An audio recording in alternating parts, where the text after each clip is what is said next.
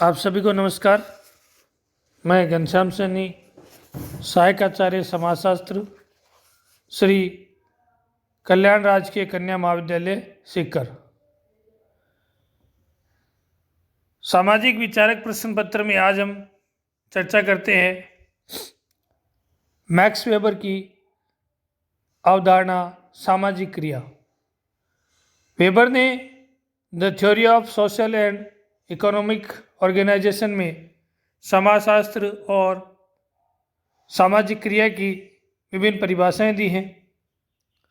उनके अनुसार समाजशास्त्र वह विज्ञान है जो सामाजिक क्रिया के व्याख्यात्मक बोध द्वारा उसके दिशाक्रम और परिणामों के कार्य कारण विश्लेषण पर पहुंचने का प्रयास करता है।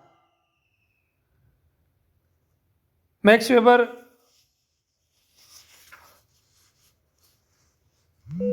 कहते हैं समाजशास्त्र प्रधानतः सामाजिक संबंधों और कृत्यों का विज्ञान है।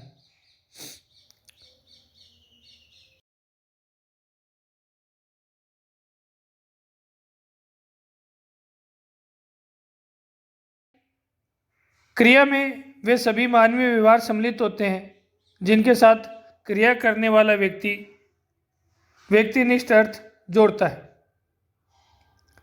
मानव की अर्थहीन क्रियाएं सामाजिक क्रियाएं नहीं हो सकती। इस अर्थ में क्रिया या तो बाह्य अथवा शुद्ध रूप से आंतरिक या व्यक्तिनिष्ठ हो सकती है, जिसमें एक परिस्थिति में सकारात्मक व्यवधान आ सकते हैं अथवा ऐसी परिस्थिति में व्यवधानों से विचारपूर्वक बचा जा सकता है या धैर्यपूर्वक उससे लाभ उठाया जा सकता है।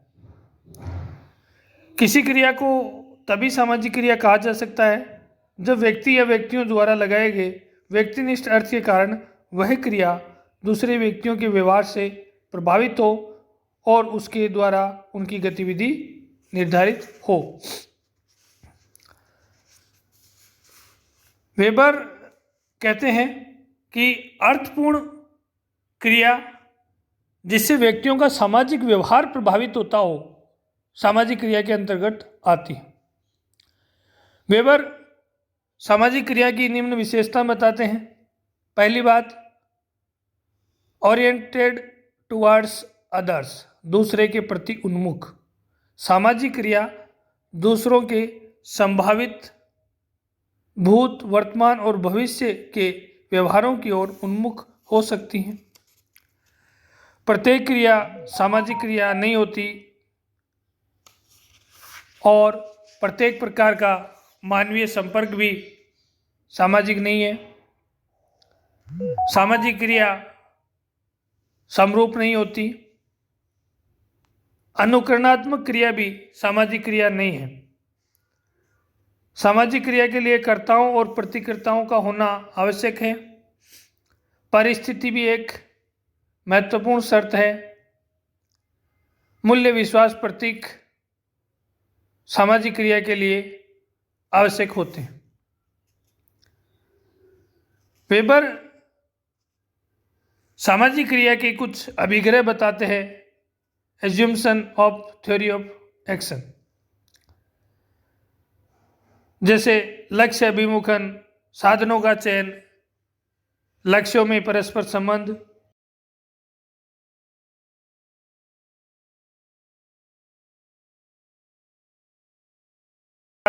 और प्रकार, भाव और भावनाएं आदि। आगे हम चर्चा करते हैं मैक्स वेबर ने सामाजिक क्रिया के क्या प्रकार बताए। पहली है तार्किक क्रिया। यह सामाजिक क्रिया का प्रथम प्रकार है। इसे तार्किक या विवेकी क्रिया भी कहते हैं। वेबर का मानना है कि व्यक्ति सामाजिक क्रिया अपनी आवश्यकता पूर्ति के लिए करता है। व्यक्ति के सामने लक्ष्य और साधन होते हैं। जब व्यक्ति तर्क द्वारा कोई लक्ष्य निश्चित करता है तथा साधन का उपयोग उसकी प्राप्ति के लिए योजनाबद्ध रूप से करता है तो इन सबसे संबंधित उस व्यक्ति की क्रिया पूर्ण रूप से तार्किक क्रिया कहलाती है। जैसे कोई व्यक्ति भवन निर्माण करवाता है तो वह तार्किक रूप से उसकी लागत, संसाधन, आकार, प्रकार और सामाजिक परंपराएं इत्यादि के बारे में विचार करता है। यह तार्किक रैशनल एक्शन कहलाती है। क्रिया का तार्किक अभिमुखन व्यक्ति के विभिन्न लक्ष्यों की व्यवस्था की ओर होता है। जब साधन, लक्ष्य और दैत्विक परिणाम सभी जांचे और परखे जाते हैं। क्रिया का दूसरा प्रकार वेबर ने बताया, मूल्य अभिमुखी तार्किक क्रिया। वेबर ने मूल्य अभिमुखी तार्किक क्रिया का बताया है कि इस क्रिया में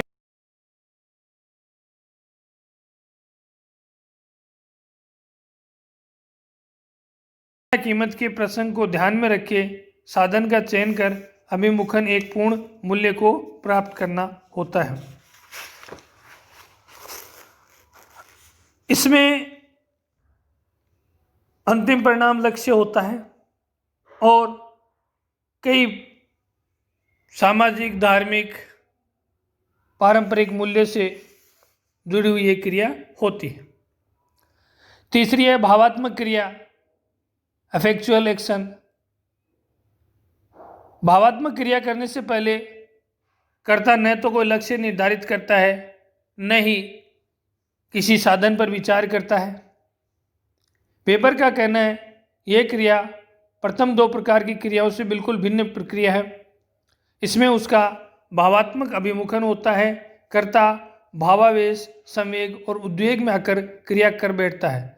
क्रोध, सहानुभूति, प्रेम आदि से प्रभावित होकर भावावेश में बहकर उद्वेगपूर्ण क्रियाएं भावात्मक क्रियाएं कहलाती हैं। वेबर ने सामाजिक क्रिया का चौथा जो प्रकार बताया वह है पारंपरिक क्रिया। दृढ़ अभ्यास की अभ्यस्तता के द्वारा इनका पारंपरिक अभिमुखन हो जाता है। पारंपरिक आचरण में वही क्रिया आती हैं जो लोग वर्षों से समाज में करते आ रहे हैं। इन क्रियाओं के किसी विकल्प पर विचार नहीं किया जाता। वेबर का कहना है कि ये क्रियाएं तार्किक नहीं होती।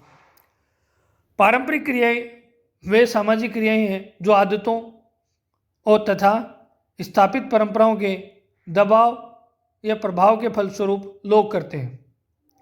इस प्रकार की क्रियाएं व्यक्ति सोच विचार कर नहीं करता।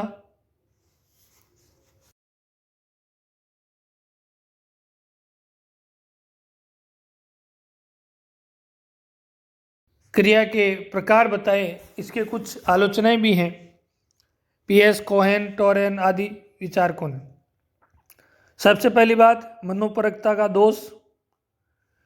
दूसरी बात क्रिया का सिद्धांत अमनोवैज्ञानिक है। तीसरी बात सामाजिक परिवर्तन की व्याख्या करने में यह सिद्धांत असमर्थ है। सामाजिक संरचना और संस्कृति की व्याख्या सामाजिक क्रिया की सिद्धांत के द्वारा नहीं हो पाती। यह एक विधि है। पारंपरिक क्रिया में तार्किकता भी होती है, जबकि वेबर ने पारंपरिक क्रिया को तर्क मुक्त बताया है।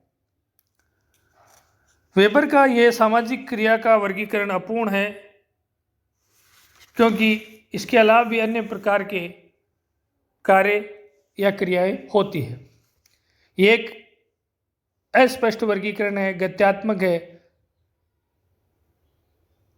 और इन क्रियाओं के निर्माण के बारे में इन्होंने कुछ भी चर्चा नहीं की है। मैक्स वेबर का सामाजिक क्रिया का सिद्धांत व्याख्यात्मक सिद्धांत नहीं है। यह सिद्धांत जो व्याख्या करता है वह घुमावदार, पुनरुक्त है। सामाजिक क्रिया का परिणाम है। क्रिया का संचालन परिस्थिति करती है। इसी बात को व्याख्यात करने की इस सिद्धांत में कमी है। सामान्यीकरण करने में यह सिद्धांत असमर्थ है। क्रिया का सिद्धांत लघु स्तरीय सिद्धांत है। समाज